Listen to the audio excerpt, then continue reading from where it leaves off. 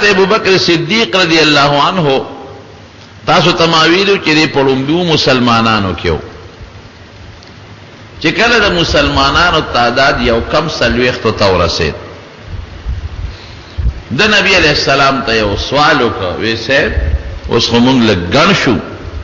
یو کم سلويخ کسان شو نو د ایمان دا आवाज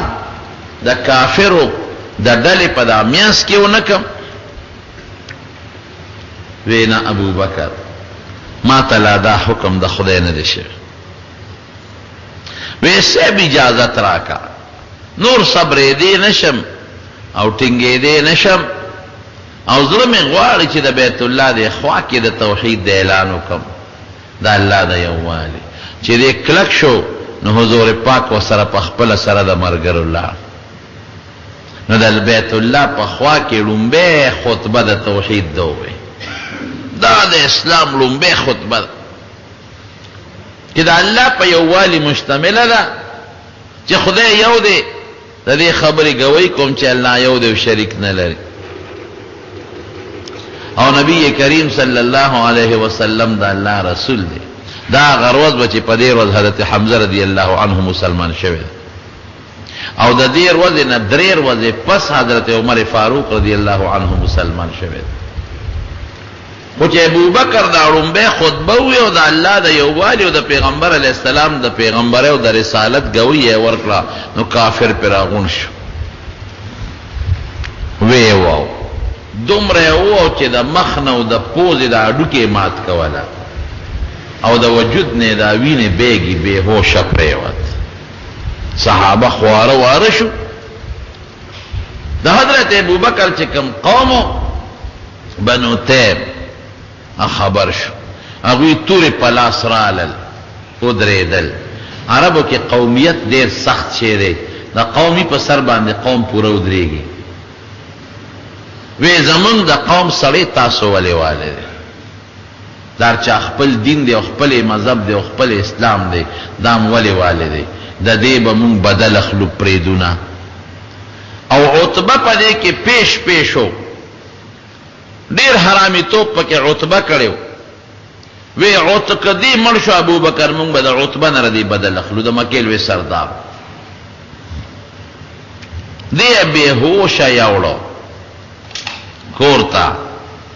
لګیا دی او په پیړی خله کې دارو ورړی دی به هوش دی او خلق ته غیر چا پیرتاو دی او قوم قبیله ډیر زیاته غصه ده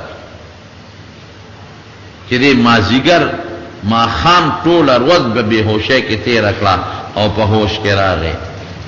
نو خلق راغون شو چې اله مبارک شه مبارکه او بل ورکړي چې ابوبکر خو په هوش کې راغی نو لومبه تاسو د نبی علیہ السلام کوي وی د پیغمبر علیہ السلام صحال دی کوم خلق چې ته غیر چا پیره د قوم خلق دی اغي ملامت کوم منصار نه ما خامه پورستانه غیر چا پیره تویو حکیمان هم دلرا واستلو بدر باندې او د دې پیغمبر د مخه خو دې دون والو خولل قوم په کافر او مونږ په مخ توري راواغشت چې ستا بدل باخلو نو بیا چې د خسترګو غړول دا پیغمبر نو مخلي بل کار دي نشتا نو خلک ته خوارش مور ولا رالا نرم خوراک الوی ولا پخکلا نرم خوراک به ها بچي ټول ورځ د تند او نار او بهوشه کې تیر کړه دا وبدي او د الوا مې د پخ کړه دا اخرى وې مور د نبی عليه السلام حال راته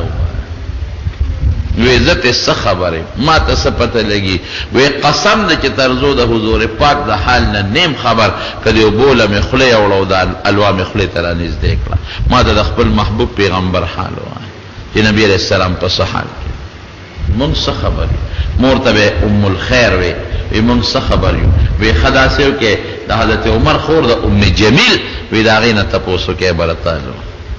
مور بیا موري غریبه بچی ټول ورځ په بهوشه کې وینې ته بیگی پوزا ماته د مخ نه وینې بیگی خوراک او بنس کی لاله مور د حضرت عمر خور کړه ام جمیل کړه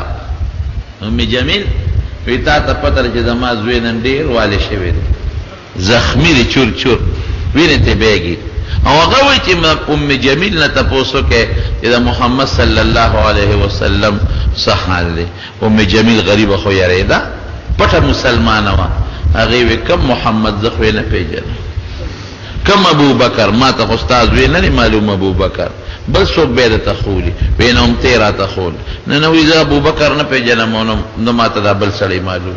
یاره وی چې تا دونه فریاد وکړه چې بچی می زخمی دی ورګه زه سره زما خیر لستاد ازوی بل کوي. ام جمیل وسره راغله او چراله حضرت ابو بکر ته قتل دا خو مسلمان او پټه ابو بکر یو بل خو پیژندل نو ته په چغو په جلا شو او کافر ته خیره شروع کړي دي خدای هلاک کی دومره ظلم یې سره کړی دی. ابو بکر ورته ام جمیل جاړه ما ته د حضور پاک حال وای چې نبی رسول الله په صحال کې وی دا مور دی ولاړه ده کنه وی خیر دی مور نه مې یریګا الوایا وی خان نبی علیہ السلام روغ دی ټیک دی او پیغمبر علیہ السلام دا دار ارقم کې دی دار ارقم په کور کې دی. مور وته زه بچي اوس خو لګي او بوس کنوړې ډوډۍ خو خره کنه دا الوا خو خره کنه وی مور تر سوچ مې حضور پاک نه لیدل قسم دې کوم دا وبم دې خلیله یوس نو دا پلاره چې دی خو بیا دشمنان دي څوک دې غیر نه کی نو صبر وکا چې کله شپه لګا تیار شوا نو چته کروانه کړ حضور پاک له بوت دار ارقم تا چې وردن نشو نبی علیہ السلام د دې حال تو قتل او دی وینو تو قتل نو دی پیغمبر علیہ السلام ته ورتر غاړه وته حضور پاک ډېر یو بل ته جړل ډېر یو جړل. ابو بکر ورته سوي ودا الله رسول ما جاړه زما په درد او په تکلیف غم جن کېګه ما زما دې قسم په خدای وی چې تمیول دې لمه یخشباس غم لار دل ختم شو. دا محبت دا نبی کریم صلی الله علیه وسلم دا مینا ودا حضور پاک سره دیتا محبت وی. یو ځل نبی علیہ السلام او فرمایل وی درې سيزونه زما خوښ دي طبيعي انسان طبيعي شي خوښ کړه یوم خوشبو خوښ یوم منس خوښ دي دا زله یخواله می په مانځه کې دي یو خوشبو می خوښ ده یو یخواله او یو نیک او صالح جنتی خزه خوښ.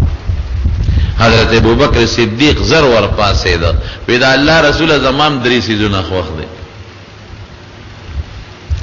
ستام درې خوښ دي زمام درې سيزونه خوښ دي دا الله رسول یوم استام مخ خوښ دي استاد مختنیغ نیغ ګورم په دې خوشاله غم دا مې خوښه ده. دویم مې څه خوښ دي دویم مې دا خوښ دي دا الله رسول چې زده تنوي مو زما جیب کې لاس منډي او زما د جیب نه شیخ لې دا مې خوښه ده. او دریم مې دا خوښه ده چې زما لور ستا په نکاح کې ده تدریس دونه مې خوښ. یو ځل یو فرمایل حضرت ابوبکر صدیق وی زما پزله کې یو ارمان دی ارمان کدا مې خدای پورا ک بیبي وتوي سار مان دی وی دویم چې بعد خپل مال ټول په نبی علیہ السلام ولګولې خو چې زمال نبی علیہ السلام لور کوم زما لاس ببرې دا غی لاس مخکته چې سو چاله شی ورکې دا ورکون کې لاس اوچته او دا غشتون کې لاس کته نو کزه شی ورکوم زما لاس ببرې او د نبی علیہ السلام لاس کته دی نو دا د پیغمبر علیہ السلام شان سره مناسب نه د بیا د بیدا افسوس چې زما جیب حضور پاک داسې وګڼي لکه خپل جیب او چې کله ست ضرورت شي چې مال ورو تاسو نه کې زما د جیب نه سره وباسي وی لګي دې ته محبت او